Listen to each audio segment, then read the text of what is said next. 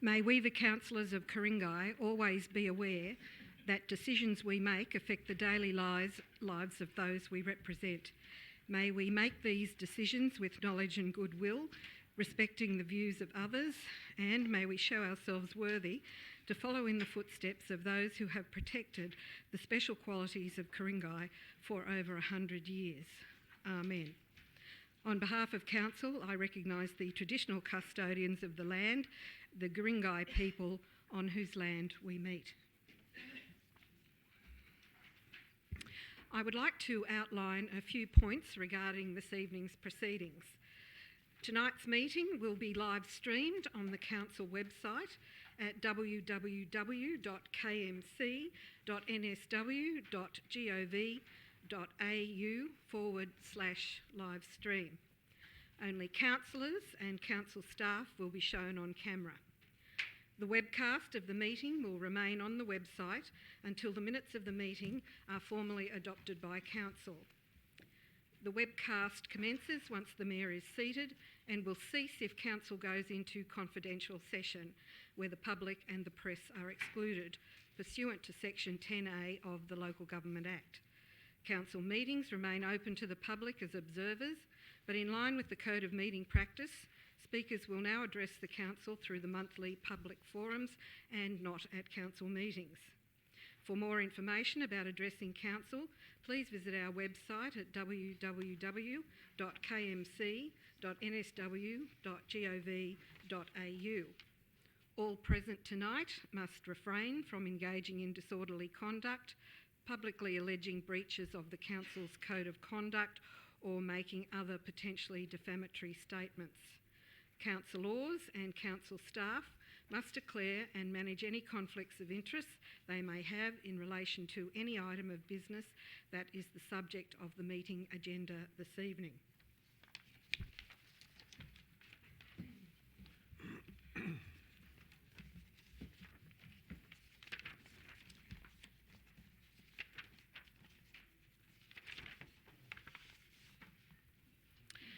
Councillors, are there any apologies? It looks like everyone is here. General Manager, are there any staff apologies? There are none, Madam Mayor. Councillors, are there any declarations of interest? Councillor Nye. Thank you, Madam Mayor. I declare a less than significant non-pecuniary conflict of interest with item GB16. I used to be a member of the KPMG financial modelling team 12 years ago, and I note that their services were engaged in providing financial analysis for the Linfield Village Hub. I have not been in contact with the KPMG financial modelling team since 2007, and I intend to remain in the chamber. Councillor Kay. Thank you, Madam Mayor. I'd like to declare a non-pecuniary less than significant interest for GB1, which is council sponsorship. This relates to the St Ives Food and Wine Festival.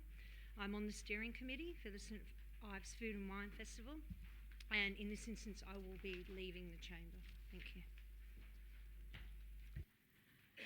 General Manager, documents circulated to councillors. Madam Mayor, Director Watson would like to make a declaration in relation to GB16.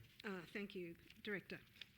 Madam Mayor, councillors, in relation to GB16, given that I would have a role in assessing a statutory planning proposal in the event Council moves this matter forward, that would be of a significant non-pecuniary interest, and I do not intend remaining in the chamber while GB16 is discussed. Thank you. General Manager, are there any other staff declarations? There are none, Madam Mayor. Thank you. Documents circulated to councillors, please. Madam Mayor and councillors, only the Greens, which contain a late item GB17, Local Government New South Wales Annual Conference 2019 proposed motion. And GB16 is in the Greens too. GB16 was also supplemented later last week in the Greens. Thank you. General Manager, would you please list reports to be considered in closed meeting? Madam Mayor and councillors, no reports per se, but attachments on three items. GB14, Tender RFT 10 2019, Irish Town Grove, attachments A1 and A2. GB15, renewal of lease to West Pymble Bicentennial Club, attachment A1. And GB16, councillors, if you recall last week, that's an item that's been resubmitted. but attachments A1 through to A5 were confidential at the last meeting and they remain confidential tonight if they are brought into discussions. Councillors, I seek a motion that those materials remain in confidential. Moved Councillor Greenfield, seconded Councillor Clark. All those in favour? That is unanimous. Councillors, I seek a motion for confirmation of the minutes of the ordinary meeting of Council held on the 23rd of July 2019. Moved Councillor Greenfield, seconded Councillor Clark. All those in favour? That is unanimous. There are no mayoral minutes this evening. Councillors, are there any petitions? None. We move to general business and I invite councillors to nominate any item on the agenda that they wish to have a site inspection. None. I invite councillors to nominate any items on the agenda that they wish to adopt in accordance with the officer's recommendation, allowing for minor changes without debate. Councillor Chatto. Yes, Madam Mayor, I'd like to move GB1, councillor sponsorships, the officer's recommendation. We're just waiting for Councillor Kay to leave. Councillor Chatto, you're moving that The as... officer's recommendation that council approve all sponsorship requests over 5,000 as outlined in this report, And noting that there was a typo. a typo. Yes, that has been corrected. Councillor Smith is seconding that. All those in favour? That is unanimous with Councillor Kay out of the room. We will just get her back in.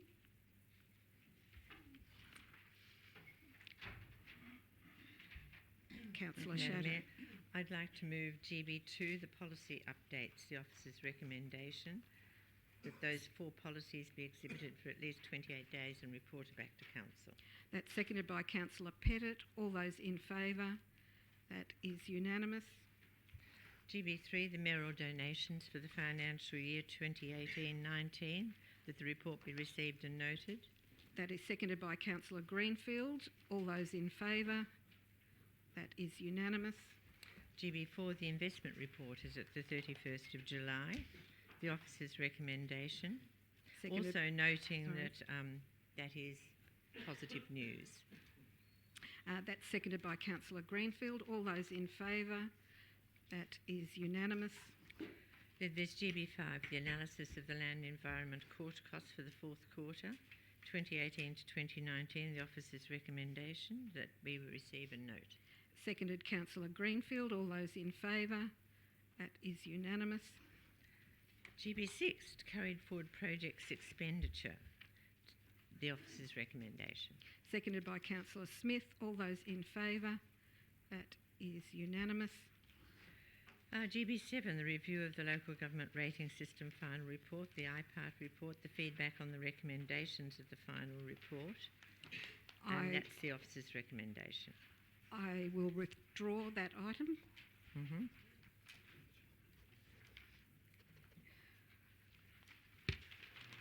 GB8, the naming of the new park at Allen Avenue, Turramurra, the officer's recommendation that it's the resubmission of the originally proposed name as the names board rejected the alternative proposed name. That is seconded by Councillor Clark. All those in favour? That is unanimous. GB9, the road naming of Hanson Way. The officer's recommendation, that's for the new road between Dumarick Street and Moree. That is seconded by Councillor Pettit. All those in favour? That is unanimous. And GB10, the letter of support for the Northern Suburbs Football Association. The officer's recommendation that we provide a letter of support for grant application to the Greater Sydney Sports Facility Fund program. Seconded by Councillor Clark. All those in favour? That is unanimous. GB11, the Heritage Reference Committee recommendation for Heritage Home grant applications. The recommendation here that we approve the grant applications as set out in the report. That is seconded by Councillor Smith. All those in favour? That is unanimous. And the minutes of the Heritage Reference Committee. The officer's recommendation. That's seconded by Councillor Smith. All those in favour? That is Councillors Nye, Clark, Pettit, Spencer, Greenfield, Chatto, Smith, Kay, Anderson. Against, Councillor Kelly. That is carried. GB 13, the baseball/softball batting cage proposed at Sir David Martin Reserve, Aluba 3, South Turramurra. The officer's recommendation.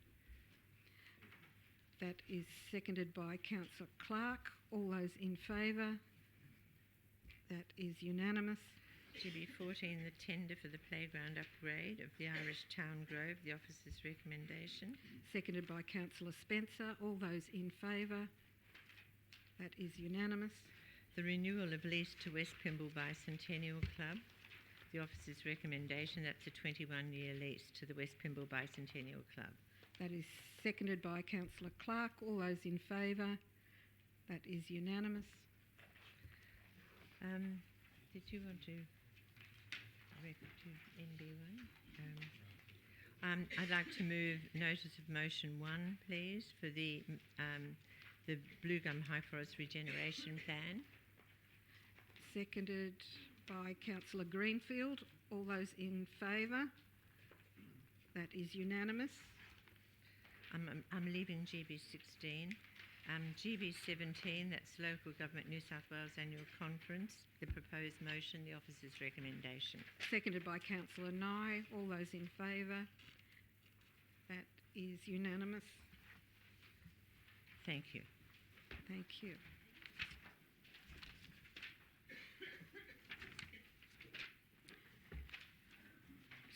So that takes us to GB7, review of the local government rating system, final report IPART, feedback on the recommendations of the final report. Is there a mover for that? Councillor Clark, you're wishing to move that? Thank you, Madam Mayor. I would like to move the officer's recommendation. Is there a seconder for that? Seconded Councillor Pettit. Councillor Clark, do you wish to speak to that item now? Not at this stage, Madam Mayor.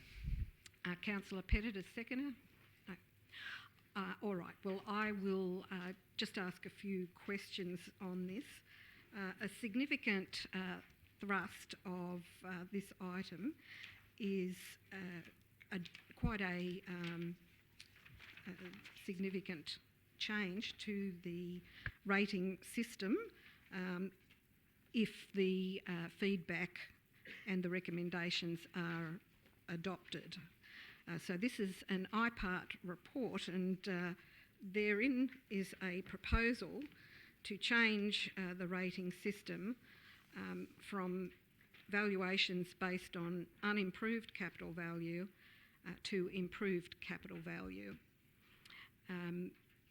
Perhaps if I first ask the staff, has there been any community consultation required or undertaken prior to this recommendation? Director Marshall. Madam Mayor, Ku-ring-gai Council hasn't undertaken any consultation. I'm not aware of the consultation that IPART or the state government has done. Thank you, Director. Bearing in mind the significant impact that this would have on many of our ratepayers, because as we do know, we have a significant older population in Ku-ring-gai, many of whom are asset rich but cash poor, and their assets in their own homes may be significant, and certainly over the years or decades of their ownership, they would probably have improved their property quite significantly. So personally, I have a concern about moving forward with any recommendation or feedback to IPART that we endorse this on behalf of our community, bearing in mind the significant impact that it's likely to have. As it states in the report, the hope by those seeking this change is that it would increase the rates that councils can take in. So we do know that this would therefore impact substantially on residents, because they would be the ones bringing forth the income generated by a rates increase based on improved capital value. So those are my concerns, and I leave it now to the floor to make any other comments. Councillor Clark, you're next. Thank you, Madam Mayor. A question through you to the relevant council officer. So the question has come up in terms of using capital improved value CIV as a method to level council rates. I was hoping through you, Madam Mayor, that the relevant council officer could explain why council's position is that we should be using CIV rather than the unimproved land values. Director Marshall. Thank you, Madam Mayor. The argument used by IPART is that capital improved value is more equitable because it actually reflects the true value of a property, as opposed to the underlying land value, which doesn't reflect anything that's been built upon it. So you could have a $2 million apartment and an equivalent house, but the house will pay a lot more rates than will the apartment dweller. It could also be the case that people in apartments may, in certain circumstances, use the council services and infrastructure more even.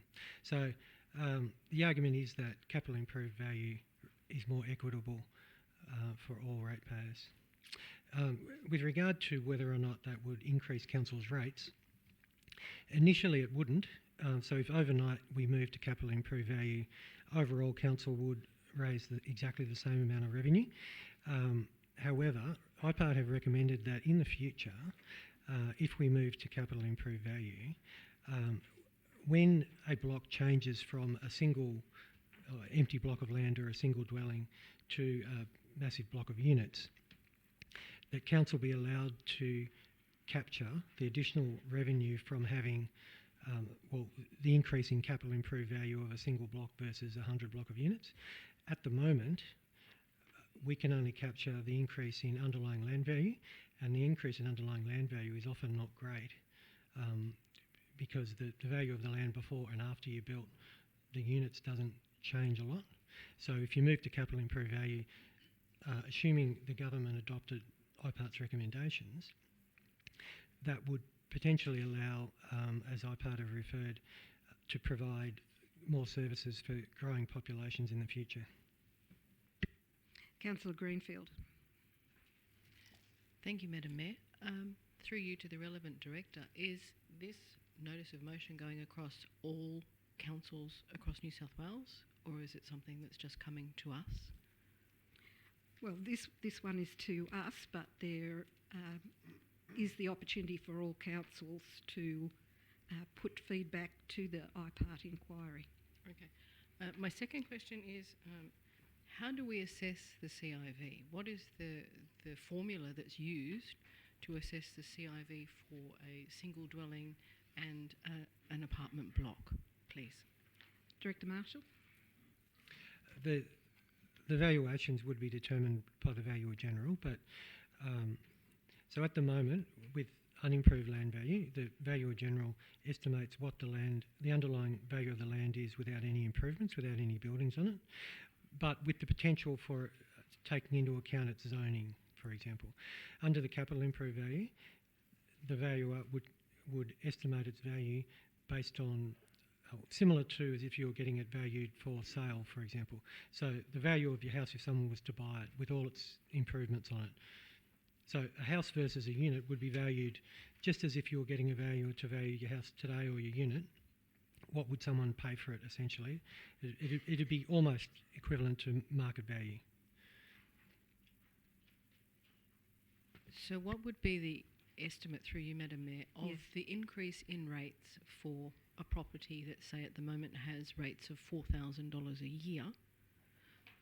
What would be the estimated increase in rates if this went through over time till the CIV was implemented, when the CIV was implemented? Director Marshall. Madam Mayor, it's difficult for me to make an estimate about that on the run. But I guess as a general principle, you could probably expect people living in houses for their rates to decrease and people living in units for their rates to increase.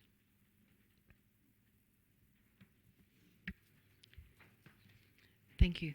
Thank you, Councillor Greenfield. Councillor Nye. Thank you, Madam Mayor. I'd like to speak for the motion.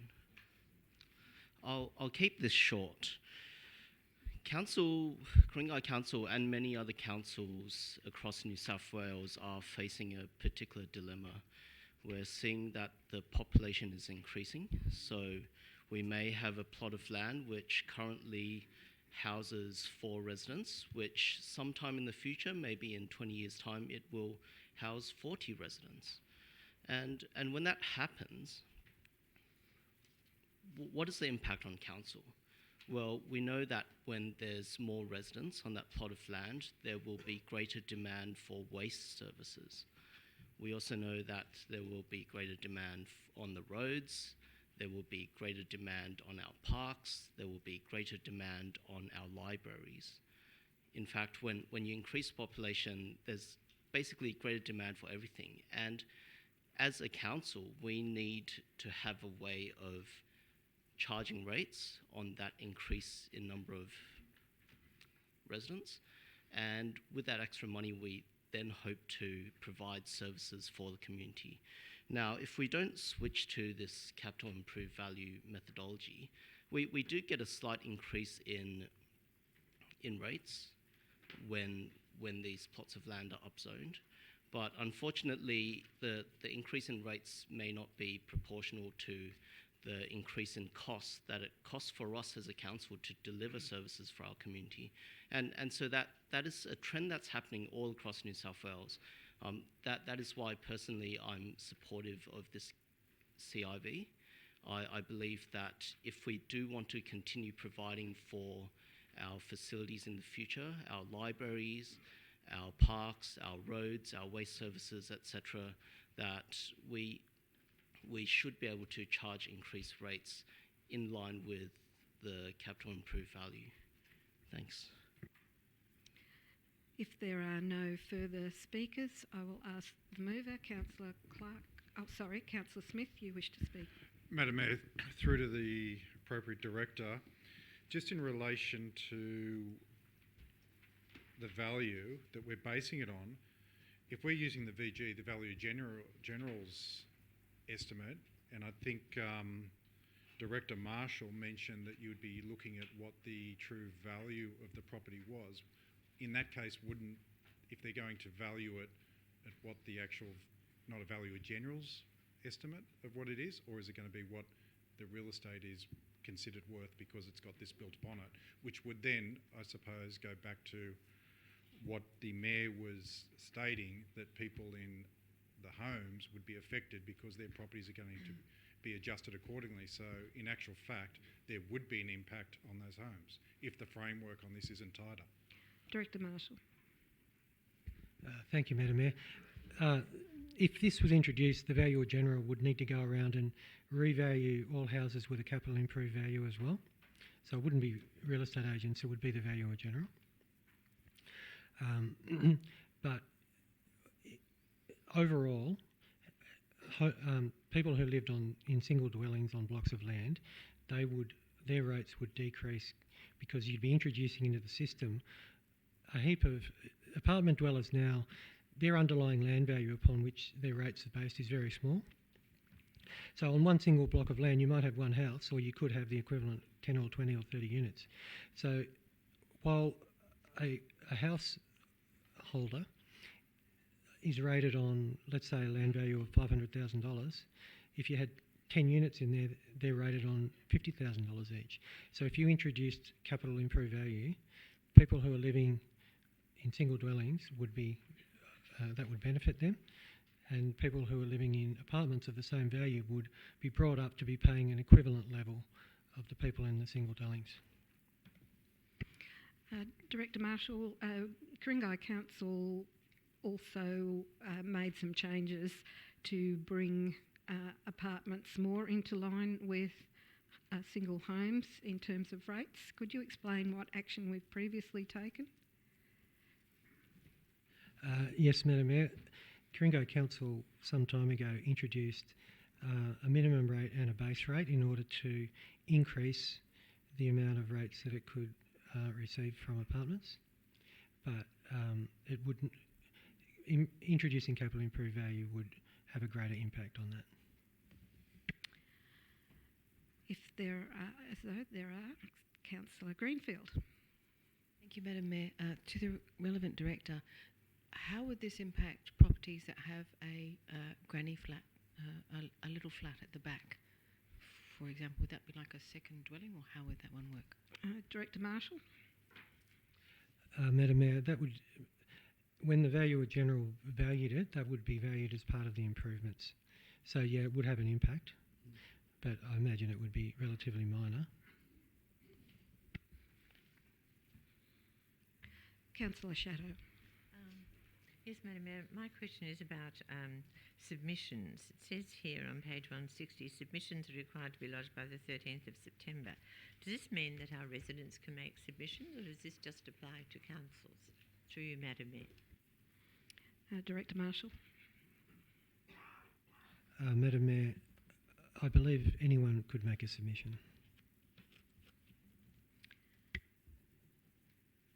If there are no further... sorry, Councillor Shadow. Would we be able to advertise that on our website to alert residents to that? Through you, Madam Mayor. To the relevant director. Who do we have? Miss Leaf, perhaps? Miss Leaf is saying yes, that is quite possible.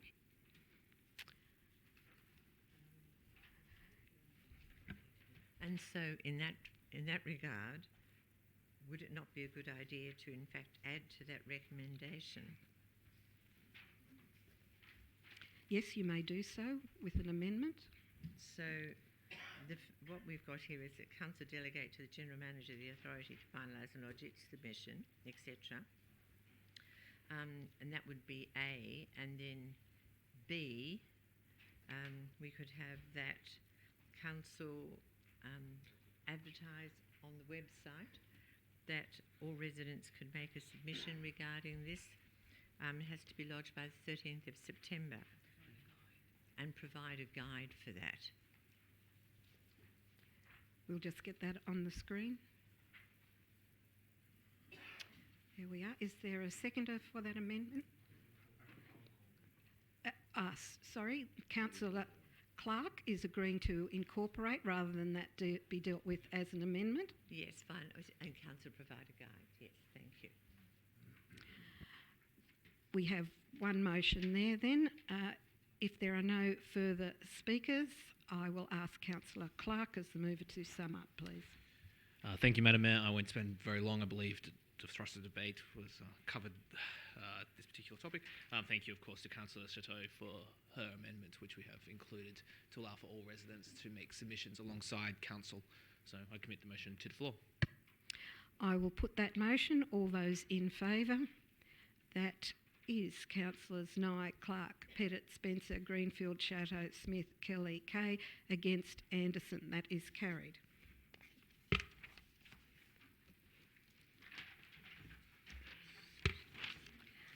We move to GB16, Linfield Village Hub Planning Proposal, and Director Watson is just leaving the room.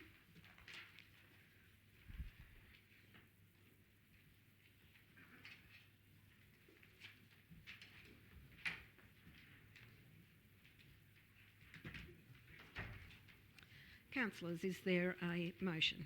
Councillor Shadow.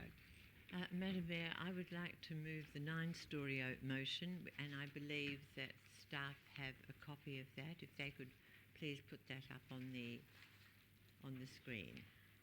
And I think it is there.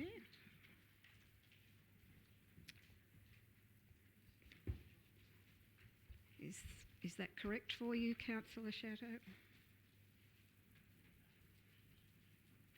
No, that's the wrong one.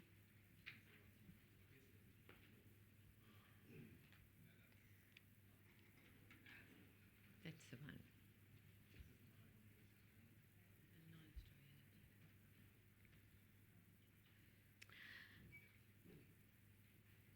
Yes, that's correct. Except for that last bit, I'd like all the non-mandatory basement car spaces removed.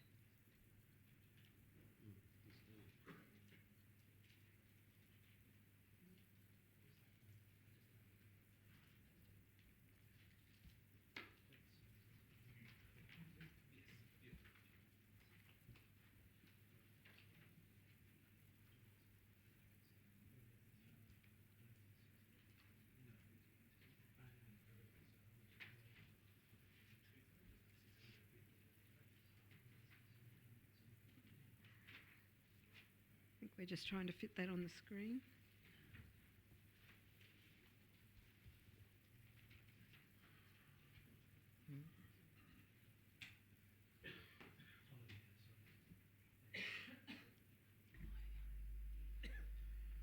Can everybody read that? No, I think it needs to be done if we can make it larger.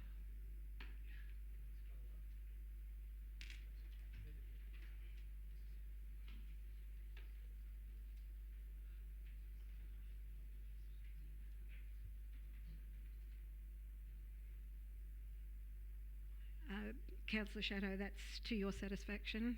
That is to my satisfaction, yes. Is there a seconder for that motion? Councillor Greenfield, seconding that. Councillor Shadow, would you like to read that motion in case Yes, there's I people think who that's cannot the idea. read that The from the motion distance? is one, that Council endorse preparation and lodgement of a planning proposal in accordance with Section 3.33 of the Environmental Planning and Assessment Act 1979, seeking to amend the Ku-ring-gai LEP Local Centres 2012 as it applies to the Linfield Village hub site as follows. I, with a height control of no higher than the highest building in Linfield, being 23 to 41 Linfield Avenue, known as the Aqualand Building, which equates to no more than a 9-storey building on the Linfield Village hub site, include a provision at clause 4.3 to allow for rooftop plant, lift overruns and rooftop communal open space and associated structures to be located above the proposed maximum height limits where appropriate. I, amend the current additional permissible use provision at clause 29 in Schedule 1 to allow development for the purpose of attached dwellings on the site at the corner of Bent Street and Drovers Way. B, that Council note the proposed amendment of Part 14E of the KDCP LC 2012 to reflect the planning proposal and the associated urban design report, and that this will remove reference to the current Linfield Village Hub master plan. 2, that Council note the requirement to retain Lot 3 of DP 1226294 as part of the project site area. 3, that Council note that the minimum areas, metres squareage, to be provided for the following project components as follows: local part 3,000 square metres, Plaza 900 square metres, library 1,250 square metres, community facility 1,200 square metres. D, that all non-mandatory basement car spaces designated to offset existing spaces at Woodford Lane car park are removed from the project scope. 4, that a funding strategy be developed to offset the anticipated reduction in revenue due to the reduction in proposed building heights. And 5, that Council authorise the General Manager to finalise the planning proposal on its behalf as landowner, in accordance with recommendations A to D, and to submit the planning proposal to the relevant planning authority, which is Council. Thank you, Councillor Shadow. Do you wish to speak to that now? I think I will just leave that for the moment. As seconder, Councillor Greenfield, do you wish to speak to that? I reserve my right to speak. Thank you, Madam Mayor. Thank you. Councillor Kay. Oh, okay. I just wanted to, I had requested a cross-section diagram. So if I could have that placed on the screen, I think it would So help. you're seeking leave of Yes, sorry, yes, I am seeking leave to show a Yes. graphic. Yes, as I think it will assist as a visual aid in explaining the height. So it's something that's more difficult to verbally Yes, that is describe. correct. I think that's a reasonable request, and I grant leave for that to be placed on the screen. Thank you. And there we have that. Councillor Spencer. Well, thank you, Madam Mayor. I have a question in relation to the Linfield Village Hub planning proposal. We have received quite a number of emails from the mainly residents from Linfield campaigning for 7 stories. And it was just last week that I discovered the full wording for the 2015 master plan that was to proceed with, I think it was, there might be some different word used, but it was to build this hub with 7 stories, and the relevant facilities, including childcare, green space, and library, and so on, were pretty much identical. The only difference would be the height of the building. And so I thought, why is everyone talking about this, including we have our local members, one from state, that came and voiced his concern about going higher than 7 stories. And then recently I saw a correspondence from our federal representative suggesting that 7 stories would be at the most highest that would be acceptable. And of course, the federal representative went on to say some other things which perhaps it might be too early to talk about who is going to be the developer. So I'm curious as to why we have a motion, unanimous motion in 2015, and then we suddenly move on to something different altogether. So I would like to, if I may, like to move an amendment. Certainly. And the amendment would be that staff has a copy of that council proceed with the Linfield.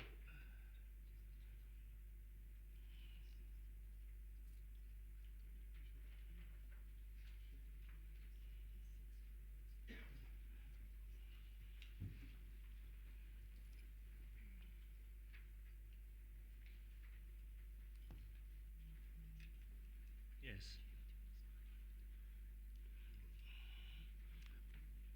May I read the... You may. That would And be then helpful, Councillor Spencer. And then, of course, I need a seconder. So that council proceed with the Linfield Village Hub project on the basis of the original master plan and project requirements in accordance with the council resolutions of 6 October 2015 and 10 November 2015. And 2, that council proceed with the RFT, request for tender, by September. Now that could be flexible, but thereabouts, around September. So that is the motion that I'm... The amendment? Amendment, sorry, thank you. Is there a seconder for that amendment? Seconded, Councillor Nye. Councillor Spencer, do you wish to speak to that amendment now? Well, I really don't have much more to say, because we have been talking about this Linfield Village Hub since, during the campaign for this election in 2017. And even the first workshop at Bell's, we had a briefing on Linfield Village Hub as well. So this apparently has been ongoing. And I think that if there was a motion which was unanimous in 2015, and 3 of the councillors, including yourself, were present in that meeting, unless I'm mistaken, I think it was unanimous. And suddenly we have just forget about this motion, and then we come into 2017, 2018, and 2019, and suddenly we're talking about 14 stories, 12, whatever. Now, mind you, I'm not against height. I'm not against. I voted for 14 stories. My issue here is that I believe this is something that should be addressed and should be raised on council. And if it were to be voted down, let it be, but at least there is a closure as to why we have not considered this and we just moved on to a higher building. Also, I might add that there is no plan at that time as to how the hub was to be funded. So if we move that motion here again today, it will be exactly the same as 2015. We do not have a plan to fund that 7 stories, which is about, from the top of my head, maybe about $31, $32 million, thereabouts. Point of order, Madam Mayor. Yes, point of order. It's clear confidential, commercial confidence information I'm sorry. about finances. I didn't realize that. Would you withdraw your remark? I'll withdraw. I'll withdraw that. I'm really sorry about that. That's probably it, and I apologize for that as well. Was a bit shaken with the point of order. Thank you. Councillor Nye, seconder. Right. Thank you, Madam Mayor. I'll keep this short because I think I know the way that this will turn out already. I've got 3 reasons for supporting this amendment. The first reason is this is more in line with what I brought forward to the residents of Roseville and Linfield at the election campaign in 2017. So if that is what residents voted me for, then it's something that I should be promoting. Secondly, by doing it this way, where my understanding is that we're avoiding some of the controversial issues associated with having a planning proposal. Now, I note that planning proposals aren't always guaranteed. You're not guaranteed to get the outcome that you want. We have planning proposals at the moment for the Gordon Bowling Club and the Roseville Chase Bowling Club, and we haven't got much of a response on that. So clearly planning proposals do take some time, and if we lodge a planning proposal for the Linfield Village Hub, we might not get a response by the end of the year as per the website. I also note an article in the Sydney Morning Herald about a month ago talking about a similar planning proposal for St Leonard South, which there are some resemblances to Linfield. So it's across the Pacific Highway, very close to a train station, and it's also involving the upzoning of an area to support greater density. Now, in this article, it talks about how the planning proposal ultimately was shot down, and why? Because it was stated that Lane Cove Council had already met its, let's see what it's called, they had already met the dwelling targets. No, I think I'm preempting Councillor Clark about relevance, please. But basically, they had already met the dwelling targets, and the message was that there was no need for increased density in the area from the planning proposals panel's perspective. So I believe that there are some risks associated with having a planning proposal for the Linfield Village Hub. And thirdly, my third reason for supporting this amendment is I know that there's been a lot of pressure to go with 9 stories or 14 stories because there are additional costs associated with funding the library on a year-by-year basis. There's additional costs associated with depreciation, etc. But just about, what's the time now? Just about half an hour ago, when we were talking about GB7 and capital improved value, the concept there is that when we have additional apartments in Ku-ring-gai and in other parts of New South Wales, that we will be able to recover greater amounts of rates from each person that uses our services. And I personally believe that rather than trying to have a self-funding model up front that, you try to extract all the money up front, sit on the money, and then slowly pay off our expenses over a course of 20, 30 years, that we should rather recognise that, look, if there are more residents in the area using the services, then perhaps we can charge them rates and use the rates to pay for facilities such as the library and community facilities. So those are my 3 reasons for supporting this amendment. I think I know how this vote will turn out, so I don't want it to be a drawn-out argument. Let's just vote on it, look for closure, and move on either way. Thanks. Councillor Clark. Thank you, Madam Mayor. A quick question, I suppose. So when it says that we proceed through you to the relevant officer, I mentioned that the staff's interpretation of this motion. What would this mean for the Linfield Village Hub project going forward, specifically if this motion were to be adopted? Mr. Douglas. Thank you, Madam Mayor. If this motion were to be adopted, we would have to revisit the design. Of course, we haven't considered this proposal. This is the first I'm hearing of it. We'd have to just revisit the design of the previous project and understand it better.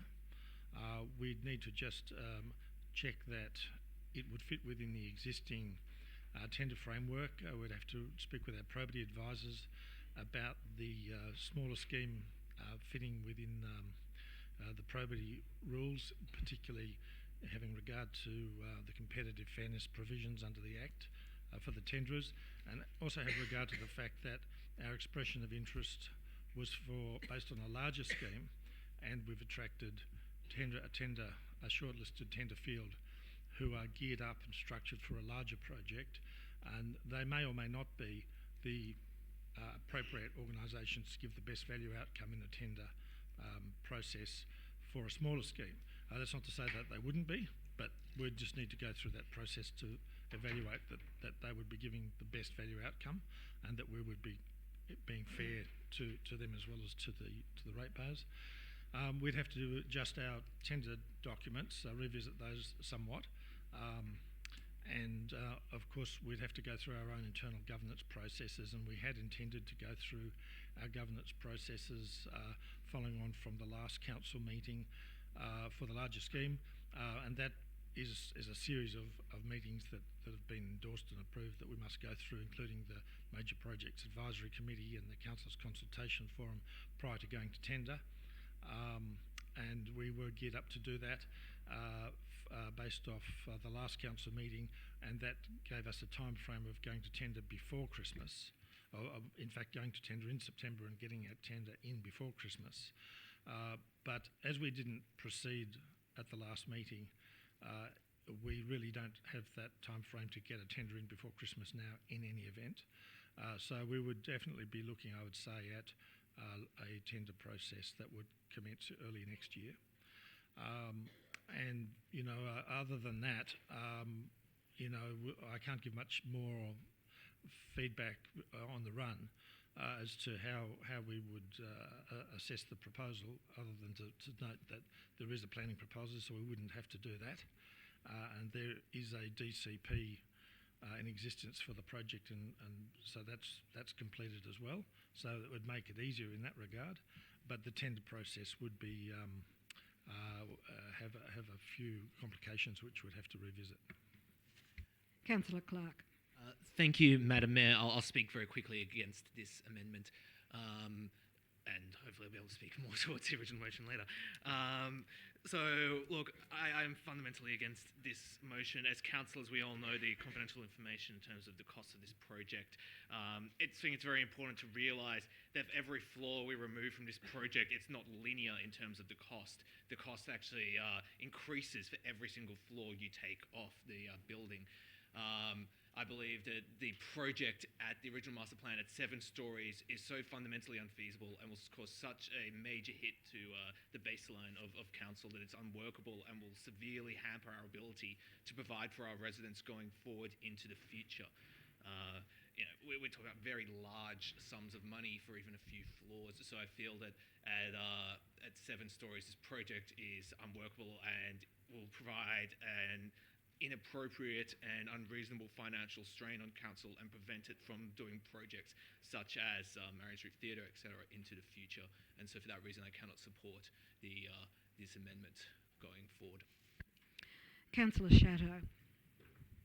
Yes, I'd just like to, well, I will be speaking against the amendment. However, there were just a couple of issues that Councillor Spencer raised, and I thought he was actually going to ask the question to you, Madam Mayor, probably to the General Manager, to explain why we changed from 7 stories to greater height, if that could be explained. Because, frankly, the 7 stories proposition happened when I was mayor. I was perfectly happy with that at the time, but as I understand it, it's no longer, became unfeasible. But perhaps through you, Madam Mayor, the General Manager. General Manager. Madam Mayor and Councillors, I'll allude to something. There's a combination of various issues that have given that result, and staff may want to add.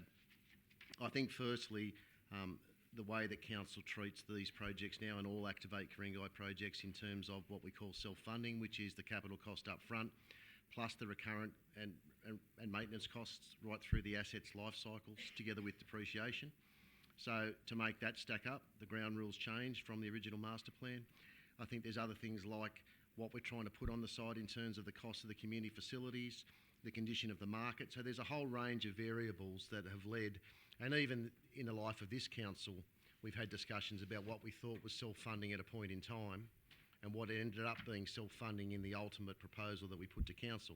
And that changed quite considerably even in the last 12 months. So I don't know whether Mr Douglas wants to add anything to that or... No, Mr. I don't Douglas. have anything more to say to that. No. Councillor Shadow. Thank you. And then just to, Councillor and I raised the bowling clubs as proposals that we hadn't heard anything about. They were actually reclassification proposals from community to operational, so it's different to what we're contemplating here. And then the other thing I'd just like to say is that this is about forward planning. If we've achieved the number of dwellings that we need to for the last plan, well, that's fine, but this will not begin probably for 6 plus 7, 8, 9, 10 years. It's a long-range plan. It's a huge project. So we're looking at planning for the future. We're not looking at doing this now. So I just thought I'd make sure that everybody was familiar with that. And then I'd just like to say, look, I think we'd all like to have 7 stories. It simply is not going to work. We're not a council that we don't wish to go bankrupt. I've heard residents say, oh, council just wants the money. Well, we're all council. Our residents are council. We have to provide for the future. We have to do so in a fiscally responsible manner. We can't put up buildings that are going to cost us a fortune down the track. It's just not fair. It's not fair to our residents. It's not fair to this council. If this council wants to be viable, we have to do the right thing fiscally. So I couldn't support the amendment. Councillor Spencer. Thank you, Madam Mayor. It is so interesting to hear Councillor Chateau. Questions only now, Councillor Spencer? Yes, it's a question. Yes. Sorry. So my question is that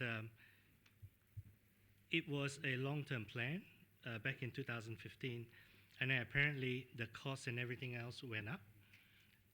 So my question is that if we now plan for a particular floor, be it 17, 14 or whatever, will that be built or will that then again change in 2 years' time? Like, for instance, what had happened with the 2015, which is no longer applicable today. So my question is that, will this be built regardless of what floor it is? Thank you. Mr Douglas. We will build what council resolves us to build.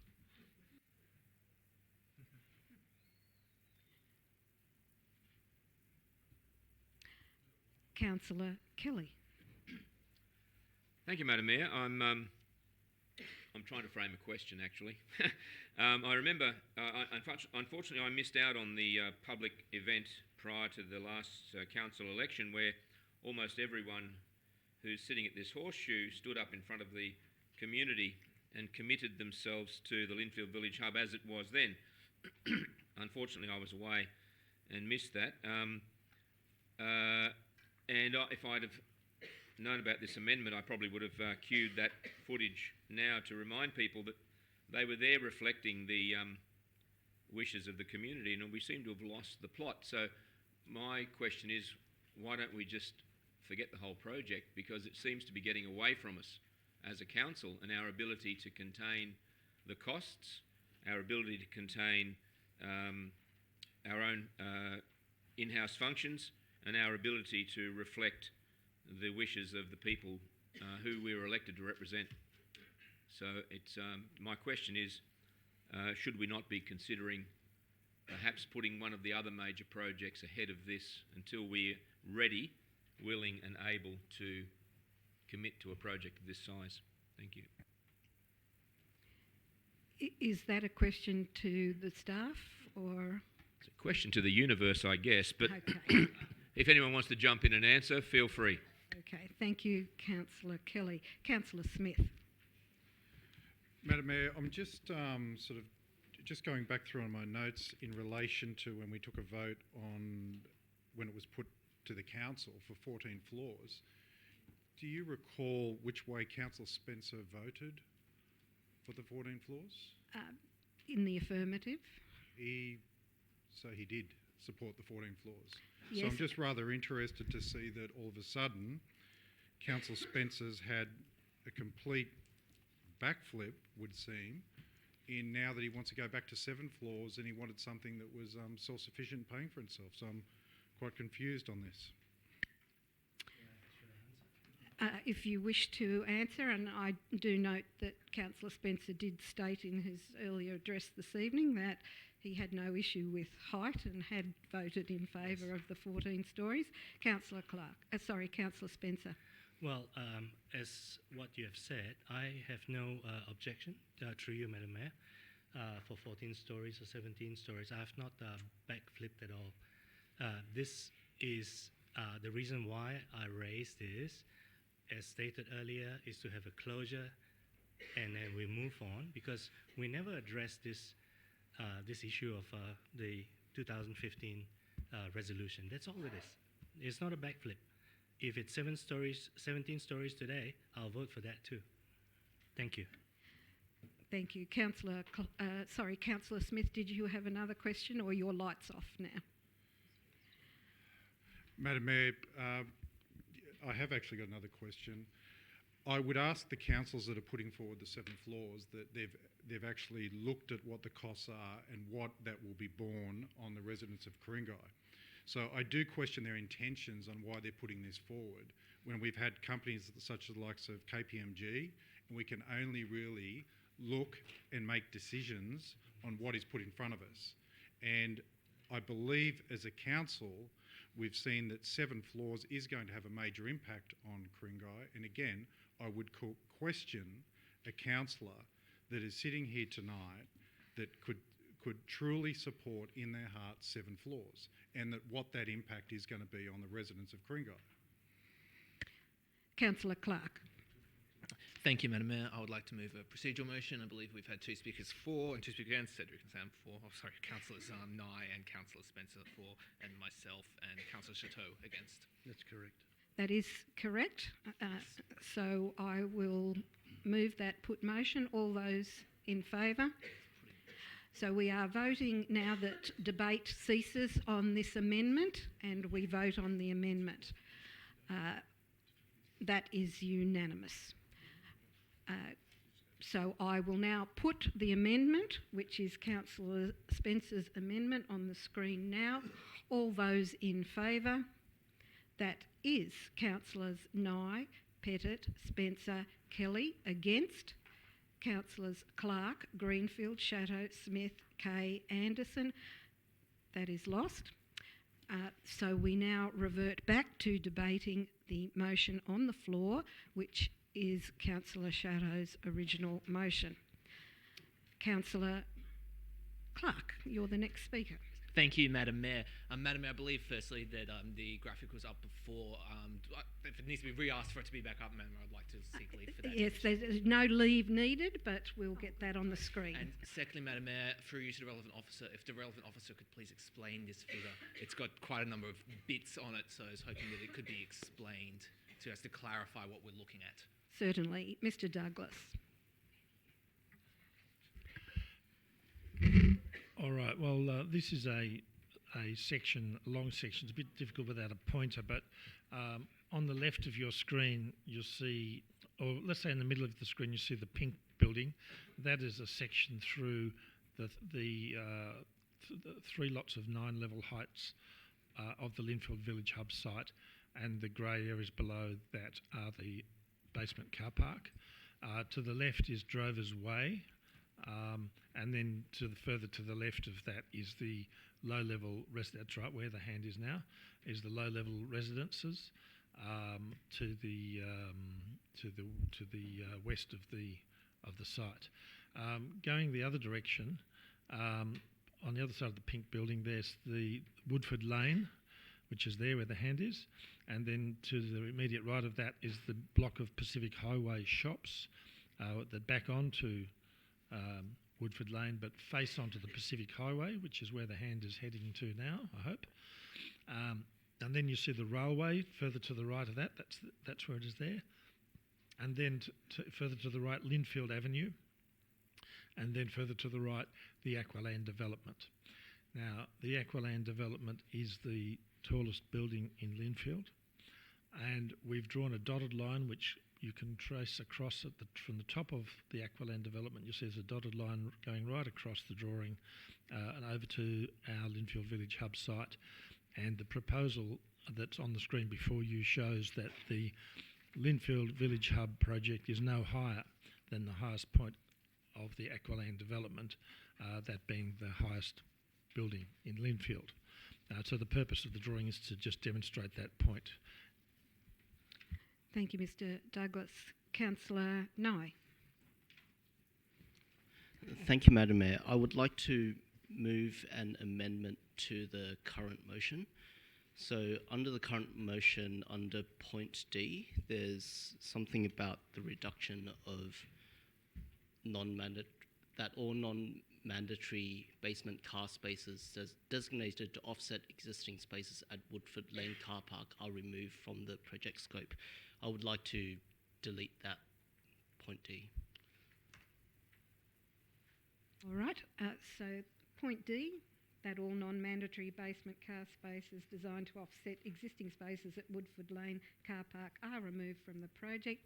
Councillor Nye is moving that part D is removed from the motion as his amendment. Is there a seconder for that amendment? Seconded, Councillor Pettit. Councillor Nye, do you wish to speak to that amendment? Yes, thank you, Madam Mayor. So, from what I understand, there are 58 non-mandatory parking spaces in the Linfield Village Hub proposal at the moment, which a number of councillors wish to remove in order to save on the cost. Now, as we know, that there are costs involved with providing extra parking spaces underground, and that is why to make the project a bit more viable, there is that desire to remove those parking spaces. However, as a resident of Linfield and also as a ward councillor who is seeking to look out for the needs of our residents here in Linfield, Killara and Roseville, as well as the shops in Linfield, I recognise that in the future the demand for parking is uncertain. Now, if you look at Pacific Highway, for example, at the moment it's 2 lanes north, 2 lanes south with parking on both sides. But personally, I think that as the population increases all across Sydney, there will be additional pressure to perhaps make it 3 lanes north and 3 lanes south, We've seen it in Pacific Highway in Willoughby Council. We've seen it at Monavale Road in Ku-ring-gai. And I suspect if we fast forward 20, 30, 40 years, there will be increased traffic along Pacific Highway, and there will be additional pressure for there to be clearways or for there to be permanent three lanes north and south. Now, what is the impact of this demographic change in the future? Well, the impact is there will be a significant loss of parking spaces on Pacific Highway, and maybe in 20 years' time or something like that. And I think it's a little bit potentially short-sighted if we were to just cut out 58 parking spaces in the Linfield Village Hub just to save a little bit of money, when in the future, for our shops, for our residents, for everyone around the Linfield area and using the Linfield area, they may need that parking one way or another. I don't see a timer there, so maybe I can speak forever. But my main concern is for the parking needs of future residents, and I think that, like, same argument as the amendment before about the original master plan. I personally believe that we don't just go self-funding by looking at the site by itself and covering all costs going into the future. I think if there is a significant increase in population in the local town centre, as hinted by the local strategic planning statement, then perhaps the rates that we do collect from the additional residents can be used to cover some of the costs, such as depreciation, such as running the library, and such as providing for parking for local residents. Thank you. As seconder of that amendment, Councillor Pettit, do you wish to speak to it? I'll reserve my right at the moment, Madam Mayor. Thank you. The next speaker then is Councillor Clark. Thank you, Madam Mayor. I'd like to firstly start off with just a couple quick questions. Firstly, we're talking about excess spaces. So how are the amount of spaces provided for this project calculated? And what documents is that information found in through you to the relevant director? Mr. Douglas? Well, the replacement car spaces are quite simply the replacement car spaces. That's the first thing, the replacement of what's there. In terms of the provision of car parking for the other components of the project, such as the residential, the retail, and so forth, they are set out in various controls, including Council's own controls, which express a ratio of the amount of car space according to the number of units and so forth. And that's quite simply the answer. Do you want to know the particular codes and no? Well, there are documents that are either state government documents or council documents which set out the provision of car spaces based on the amount of retail, the amount of residential, the amount of community, the amount of childcare, and it's just simply a formula and it multiplies out. Mm-hmm. Councillor Clark. Yes, and another question is how many car spaces are we providing in this project overall through you to the relevant director? Mr. Douglas.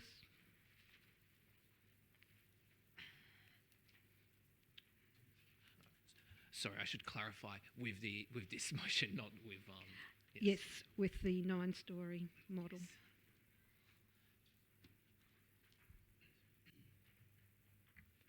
With the 9-storey version that we saw on the screen earlier, and without the 58 non-mandatory spaces, we're providing a total of 680 car spaces. Thank you.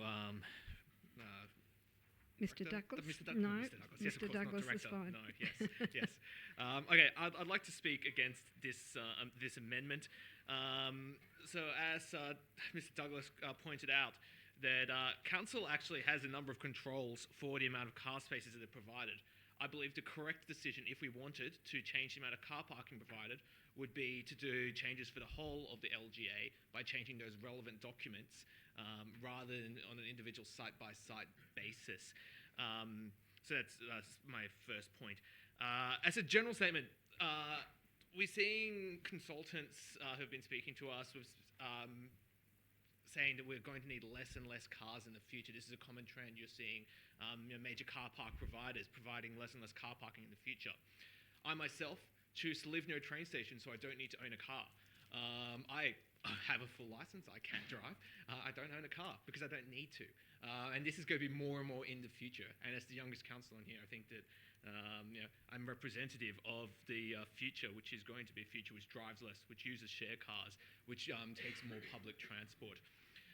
So I think if we're already providing 680 car spaces in this development, I'm questioning why we should provide 58 additional beyond code car spaces for this site.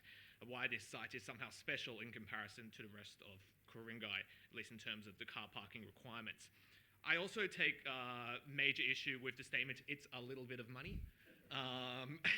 Whilst I can't go into specifics, we're talking multiple millions of dollars. It's a very large amount of money that we're talking about for 58 beyond code car spaces. The amount of things we could do with that car parking, with that money, is tremendous. I think there's a number of dream projects for a lot of councillors, and I think I would rather see whatever dream projects work on rather than 58 additional unnecessary car spaces. So I'm not convinced that this is a good decision. I think that if we are going to choose to not do a fully self-funded model, which is fine, if council resolved not to do 14 stories, then we don't do 14 stories. Then I think that we need to figure out ways that the project can lessen the cost upon the ratepayer, and I think one of those ways will be to remove the excess car parking. So I think with that going forward, I'm quite comfortable to not provide these additional 58 spaces, which again are beyond code. There's still 680 spots here. It's not like we're saying there's 0 spots. You can still drive, and I think that these spots are unnecessary. It's a large saving for us. It is absolutely not a little bit of money, and I think with this considered, I'm quite comfortable saying that I do not support this amendment and encourage other councillors to not. Councillor Smith. Councillor Clark just stole my thunder a little bit, because I was actually going to question Councillor Nye what he considers as a little bit of money, because he must have a pretty healthy paycheck. Just in relation to the parking, I believe that we're going to have quite high-end commercial tenants in these buildings who require parking as part of their business. And I believe we explored the avenue that these commercial tenants would have the opportunity to introduce more car spaces if they thought it was required at their expense, not the ratepayers of Ku-ring-gai.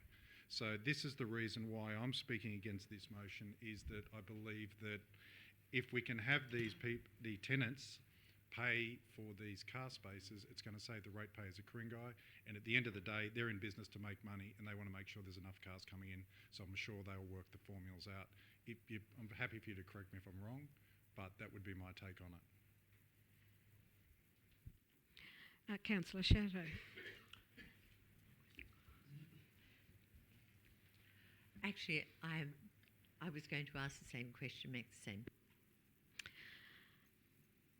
No other speakers. I will just make a comment here because it will be of no surprise to councillors that have been on Ku-ring-gai Council for a considerable number of years that I have always been one to support increasing the opportunity for car spaces in Ku-ring-gai, because my view is that our residents have higher expectations than the minimum requirements, and I have voted and had support from councillors in the past about making sure that there are 2 car spaces per every 3-bedroom apartment, for example. But I absolutely do take Councillor Clark's and Councillor Smith's and perhaps Councillor Shadow's points that this is not a small figure, to achieve this number of car spaces, additional to code requirements. It is a considerable sum of money that potentially could be required, and again, these things are a bit uncertain, of course, until we go out to tender and see what comes back in the way of tender proposals. Nevertheless, this site will have underground car parking, and it's not a site that you can go back later and add on to after it's constructed. So certainly when we put the roof on the development, so to speak, those car spaces are what will be there for many, many decades. We do know that the state government is introducing its Clear Ways program, and I think in addition to the locations that Councillor Nye mentioned, we already have Babbage Road in the mix, and that has been implemented for extended clearways, and throughout Ku-ring-gai, as we know, that will be implemented in a staged process by the state government. My view is that will have considerable impact, and we only have to look at the success of the Aqualand development with the Harris Farm and associated shops there to know that good quality offerings will attract lots of people to the location. And we're not just talking about some supermarkets, grocery stores, cafes in the hub. We're talking about a much more significant project with a vast array of community facilities and assets included in the site. So I think the demand for parking will be significant.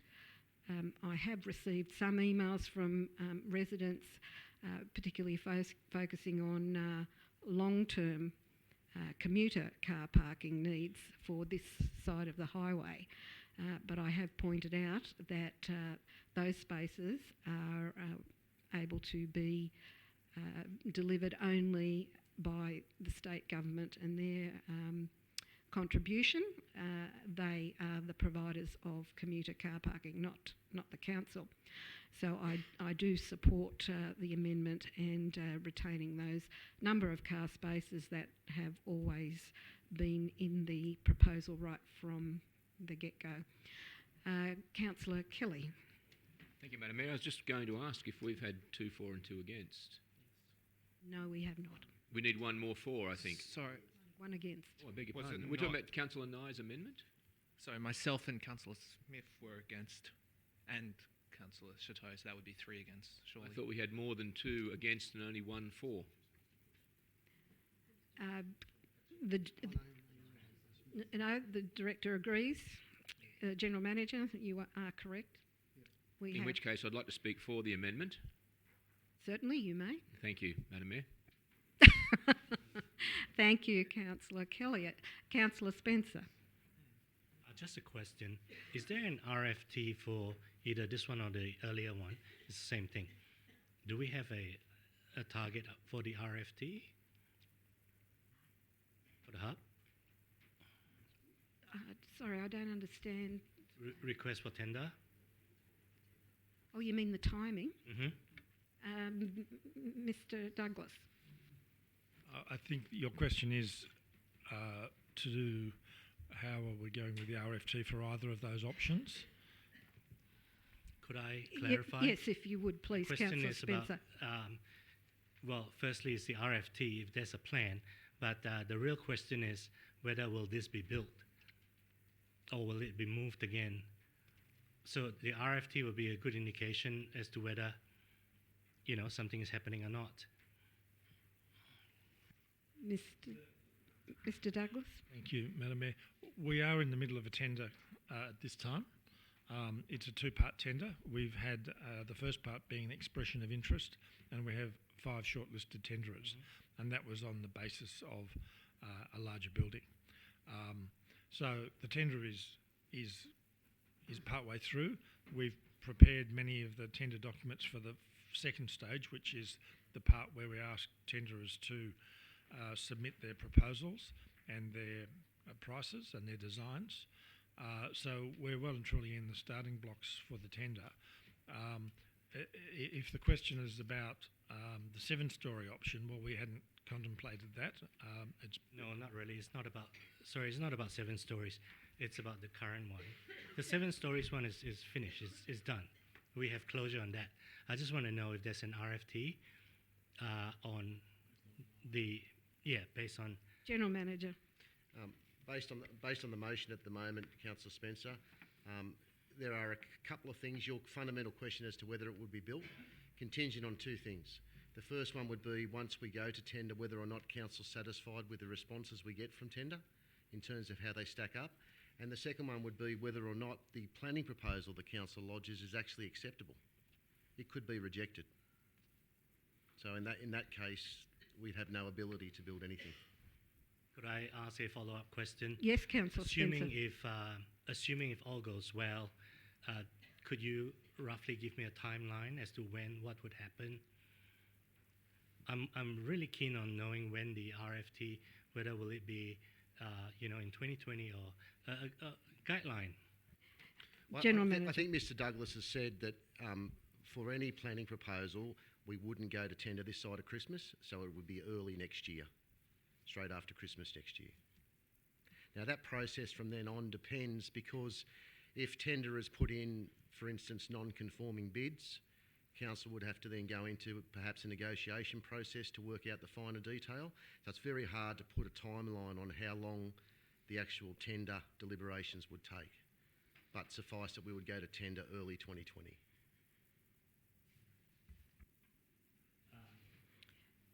Councillor Spencer. Yeah, so just to clarify, if it's possible for the General Manager after the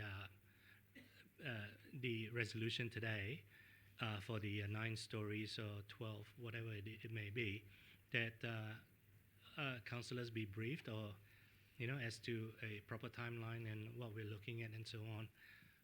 Thank you. General Manager. Regardless of what Council resolves tonight, I will have the staff send out an indicative timeframe and explain all the steps right through to build. Sorry, Yes, again on the... Councillor Spencer. Can the timeline then be made available to the residents and to the general public? General Manager, yes. Madam Mayor and Councillors, there's no commercial in confidence in a timeline, so that would be absolutely fine. Councillor Chateau. Madam Mayor, just a question to you, just for clarification. At the beginning of your speech, I thought you were supporting. You weren't supporting the amendment to take out the car spaces, and at the end of your speech, I thought that you were supporting the amendment to leave the car spaces in. Could you just clarify what you were? Yes. What was your decision? Perhaps you were confused when I said I do acknowledge your points that it's a costly exercise. Nevertheless, my position is that I support the amendment.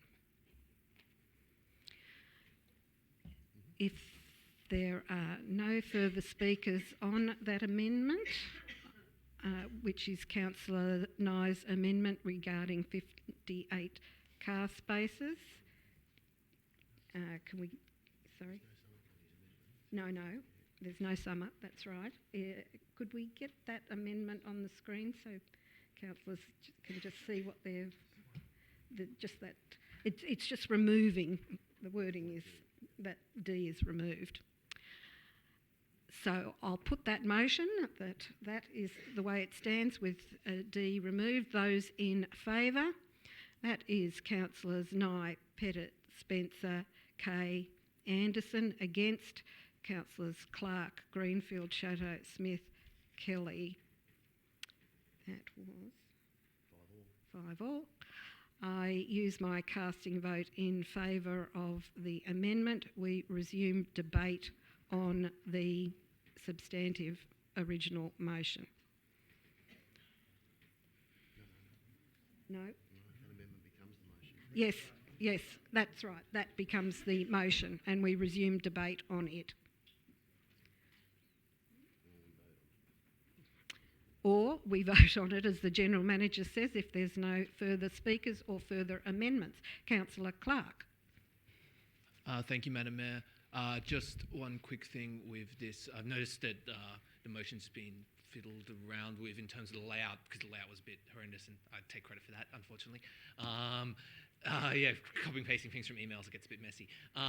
Just in point F, it says recommendations A to D. I think that would need to be fixed now with the latest layout you have. Yep. A to E, I believe, would be the change there. Thank you, Councillor Clark. Councillor Clark. I'm not sure if I can move this amendment, but I'll give it a go. I'd like to move an amendment whereby exactly the same, instead of the full 58, we just go down to 29 car spaces. You certainly can move that amendment. Is there a seconder? Seconded, Councillor Shadow. Councillor Clark, do you wish to speak to your amendment? I would like to speak to this amendment, Madam Mayor. Yes. Well, look, speak once, speak 5 times, why not? It's a new exciting chapter of council. Look, I can appreciate now that obviously council would like to retain a degree of excess car parking, and that's fair enough. The question comes down to how much car parking would we like to have? Again, I can't go into the confidential information, but it is a very large sum of money. I believe that given that it was a 5-5 split on council, I believe that a reasonable trade-off could be reached here in a position which I think more councillors could be in agreement of. And I believe that position would be halving that number from the full 58 being delivered to 29. And I think we can reach a more agreeable position for a super majority of council, if you would put it. So I believe that this way we can satisfy both the need for the increased amount of car parking and to deal with minimising the overall financial burden on ratepayers. Councillor Shadow is seconded. Do you wish to speak to that amendment? Yes, I do. It's the same amendment except with 29 additional car spaces.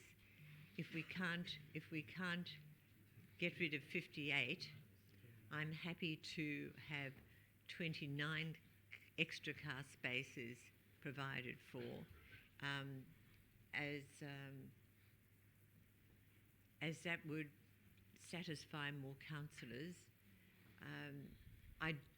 My deep conviction is that it's not necessary. My deep conviction is that the apartments on this particular